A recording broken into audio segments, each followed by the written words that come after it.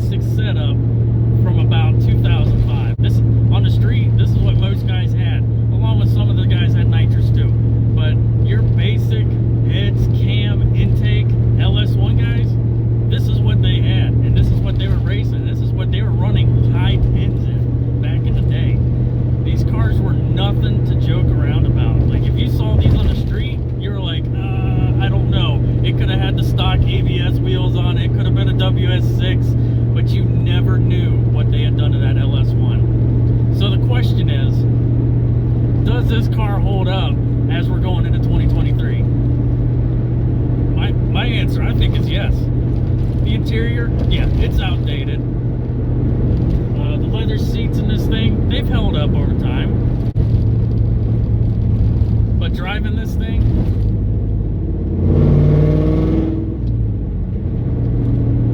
you just can't beat that. You can't beat that sound. American LS V8, you cannot beat that sound. This car belongs to a buddy of mine, and he's had this car for a couple years now. He has not driven this car easy. It has heads that are very similar to 243s that probably been port polished. Maybe a little bit bigger valves, not exactly sure. But they're, from what he has a description of, it's very similar to the 243 heads.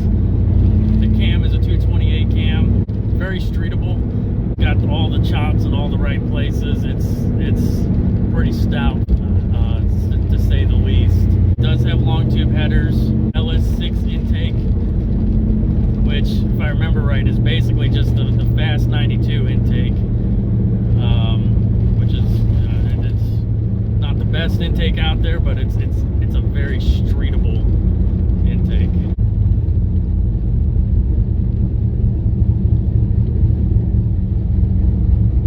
Just listen to that chop. You can't get any better than that. You can't get any better than this. You know when you're pulling into a parking lot, into a gas station, that everybody's looking at you like, what the heck is that? Has he got his spark plug wires crossed or something?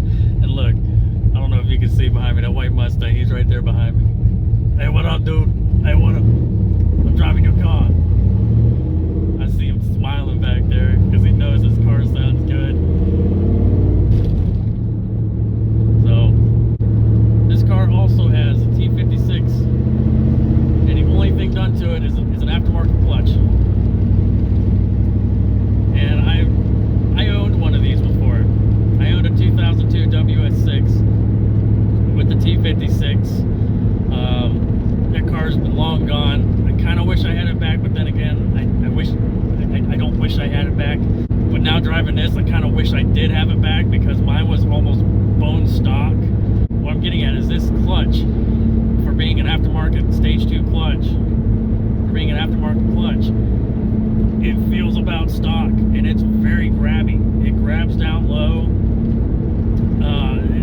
It seems very sturdy. There's WS6 wheels with 305s wrapped around it, and it is not afraid to party. It will spin them, and it will get you sideways. That is a complaint through all the F bodies. They are rear end happy. They will come out from underneath you. Even when you think you're not going to be spinning, it will spin, and it'll try and get that back end to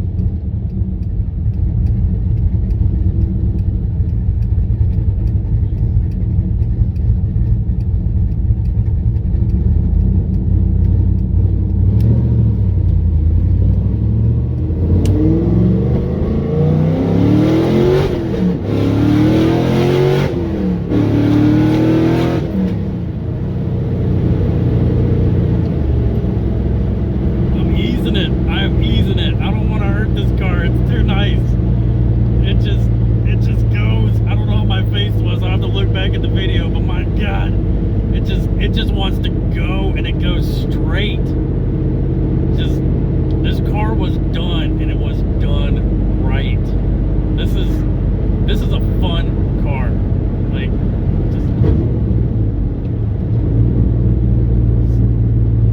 so I remember when these cars first started coming around, the LS1s, the 98s, the 2002s, and I remember that commercial where it pulls up to the, where you got his black Trans Am that pulls up to a light and eats the Ferrari.